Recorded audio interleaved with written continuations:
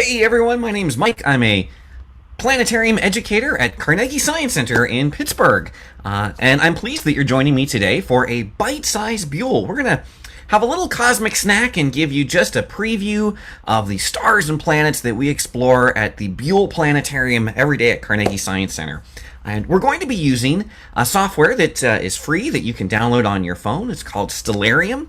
You can walk outside, and as you move your phone, the software will track what you're looking at in the sky. And what we're looking at is this evening at 8 p.m. This is basically a digital star clock. Right now, I have north at the 6 p.m. position on my clock. So that's on the bottom of your screen, and you can see that I've highlighted a constellation. The white band you see streaking across our sky is our Milky Way. If you're in a dark sky this evening, you'll be able to look up and look into the center of our own galaxy. But we're going to start in the north. The constellation I've highlighted is called Ursa Major. We're going to zoom in on Ursa Major for a closer look. So as I move the screen, you see I'm bringing the ground down. We're now looking across the horizon facing north this evening. And you can see Ursa Major low on the horizon. Now, inside Ursa Major is a famous shape. This is the Big Dipper. You can follow along with my cursor. We'll do that again. We have 7 stars that make up the handle and the bowl of the Big Dipper. If you add some legs and a head to it, you get the Great Bear Ursa Major, which is what the ancient Greeks saw when they looked to this part of the sky. Now, I like to find the Big Dipper first. Personally, I think it's a welcome sign. It points the way to lots of other constellations in the night sky. From the Big Dipper, you can branch off in many different directions for wayfinding and discover all kinds of exciting things. We're going to start with the 2 stars here in the bowl of the Dipper, or the middle of the bear if you prefer. And we're going to draw a line straight up this evening. That will take us to Ursa Minor, the little bear, or the little Dipper. And at the very tail of that bear is Polaris. That's our North Star. So when you find the Big Dipper tonight, go straight up off the bowl and you'll find Polaris, the North Star. Now, if you continue moving past Polaris, you'll see something of a zigzag in our night sky. I'm going to zoom in a little more so we can take a look at that zigzag. So again, we're facing north. We have the Big Dipper. We've drawn our line along with my cursor. Follow along to the North Star and the Little Dipper. But if you keep going, you'll find this zigzag. It might look like a number 3 or the letter M, depending on how you tilt your head in the sky. That's Cassiopeia. For the ancient Greeks, she was the mythological queen of Ethiopia. And nearby is the king, Cepheus. You'll find Cepheus by looking to the sky and seeing something of an upside-down house shape or a home plate in the evening sky. In between the Dippers, you can find the winding constellation of Draco. That's Draco the Dragon. While we're here in the north, I'm going to head back into some of my settings in Stellarium, and we'll take a look at some ancient Greek artwork overlaid. So you can see what the Greeks imagined when they looked up to the stars and told these stories in the night sky. The great bear, the small bear, both flung into the sky by Zeus, the king of the gods. Draco the dragon, placed in the sky by the goddess Athena to protect humanity. And then the legendary king and queen of Ethiopia, Cepheus and Cassiopeia. Now, I started with these constellations because you can see them all night long. And you can also actually find them all year long, just heading outside and looking north. You won't always see the Big Dipper low to the horizon like you will tonight, but you'll always see them in the northern sky. Now, this evening, if you find the king and queen, Cepheus and Cassiopeia, you'll also be able to extend the royal family in our evening sky. Nearby, we have the constellation of Andromeda, the princess, the daughter of Cepheus and Cassiopeia. And we'll zoom ahead a little bit. Now, Andromeda was a constellation to the ancient Greeks. It is composed of a few stars. I'm going to turn off our artwork again so we can take a look at what's in the sky here. Today, constellations are a common reference. Astronomers around the world use these ancient Greek constellations to denote regions of the night sky. So when we talk about Andromeda, for instance, it's more than just a grouping of stars or the story that goes with them. It's that entire region of the sky. And when we discover things in that part of the sky looking upward, we refer to them as being part of Andromeda. Even if they're much farther away, they're still in that direction as we're looking out into the night sky. Now, earlier I mentioned the Great Band of the Milky Way, and on your screen you can see that coming right down the center of your screen. You'll be able to find Cassiopeia, the zigzag in the Milky Way. If you look just to the right to Andromeda, you'll see the Andromeda Galaxy as well as the constellation Andromeda. I'm going to give you a moment. We're going to zoom in a little bit, but before I zoom to Andromeda, I'm going to give you a moment to see if you can find that constellation. When you head outside tonight, look for Cassiopeia first. That's the zigzag. That will be pretty prominent. To find the zigzag, you can always use the Big Dipper to draw a line over to it, but find that number 3 in the night sky, and then look off to the right. You'll find the constellation Andromeda, but you'll also find the Andromeda Galaxy. It will appear as a dark fuzzy patch even to the unaided eye. You'll be able to see Andromeda, which I think is pretty exciting. I'm going to lock on to Andromeda now, and we're going to zoom in for a closer look.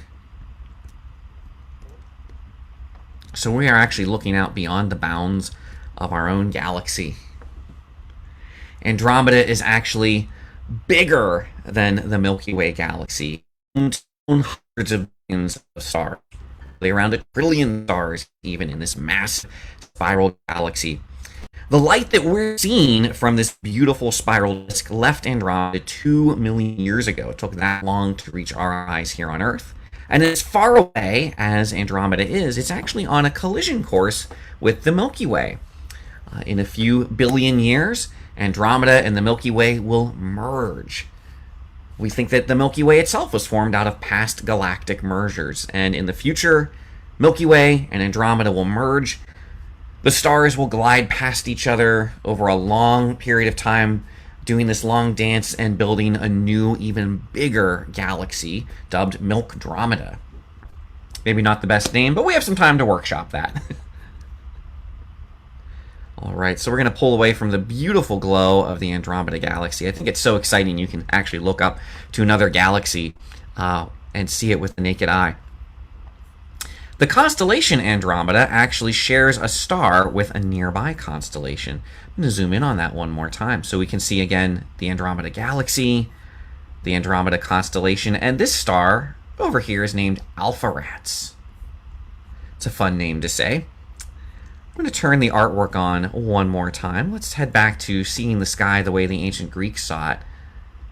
Andromeda was actually chained to a mountain. She was threatened by a sea monster, but then rescued by Pegasus, the winged horse. Now, to find Pegasus, sharing a story with Andromeda, well, they share a star. They share Alpheratz. So if you find the Andromeda Galaxy and the wishbone shape of the constellation, look for a square in the sky. It looks kind of like a SpongeBob in the sky. That square with a few legs on it is Pegasus. All right, we're looking to the northeast right now, but I'm going to spin us around a little bit. So we're going to head all the way back out to look at our digital star clock once more. Right now we're facing north, and south at the top of your screen would be behind your heads. We're going to reverse the entire star clock, so we're going to go for a ride. Here we go. We are now facing south at our seasonal sky.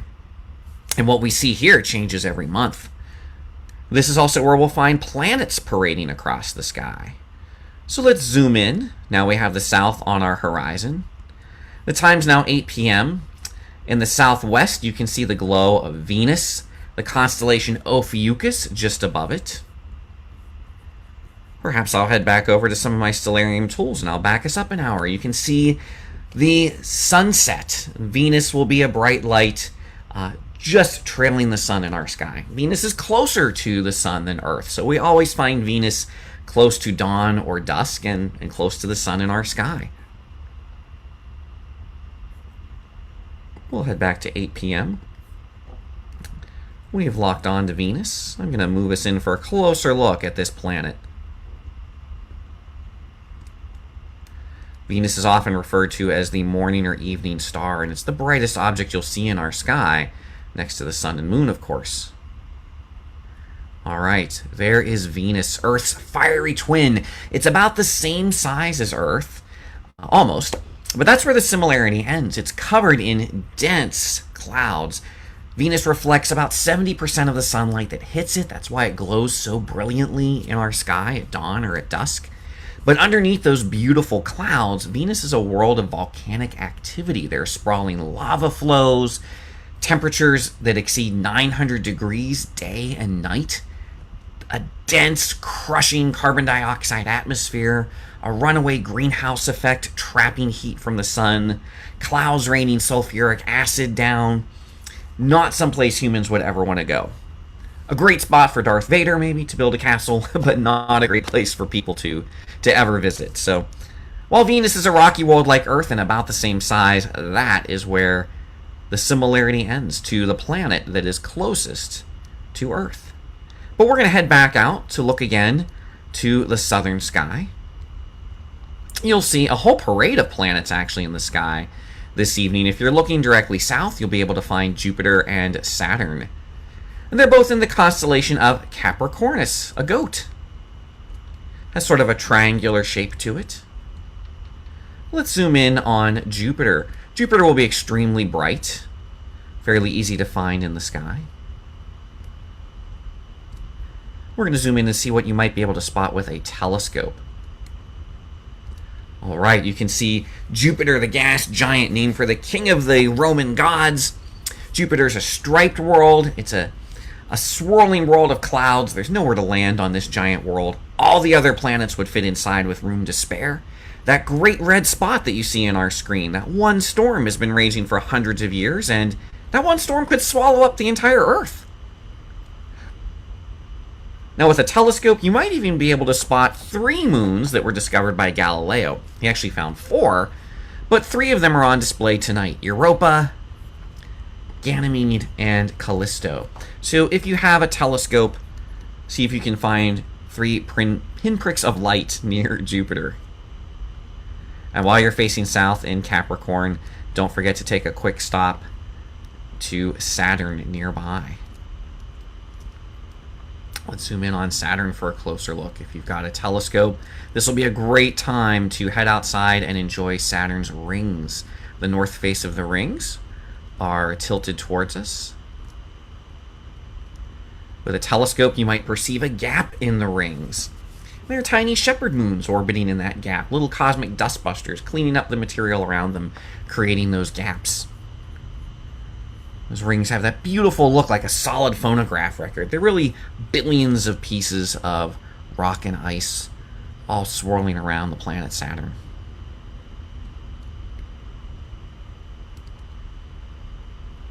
As we head back out and look over to the southeast, you can also spot our moon rising.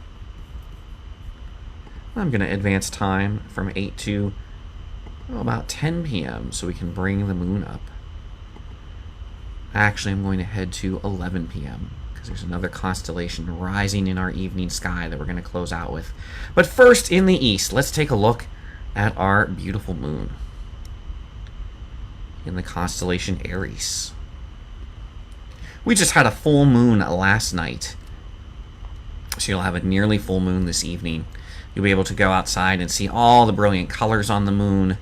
Those white areas are rich in aluminum. Those are known as the highlands. The dark areas you see are patches of basaltic rock from volcanoes. The moon was once covered in active volcanic activity, and wherever that lava cooled, that's where we see the dark patches on the moon today. Over here, this big region is known as the Ocean of Storms. Ancient peoples thought that these were seas on the moon, giant bodies of water.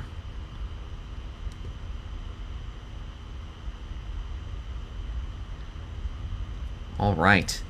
And if you look over to the east, at say 11 p.m., Let's move to 12. I want to bring up some of my favorite new constellations, so I'm going a little later at night. If you're up late stargazing, rising in the east, you'll find two new companions that are returning in our autumn sky. You can see the constellation Orion, and you'll know Orion by the three stars that famously form its belt. This red giant is known as Betelgeuse. That's the shoulder of Orion. You can see a blue star named Rigel, which makes up his foot or knee. And while all the stars might appear white at first, give your eye some time to adapt and you'll start to see those red and blue colors come out. It's striking that you can see the red coloration of Betelgeuse, that red giant star. And nearby, the red giant, Deberon, the eye of the bull, Taurus.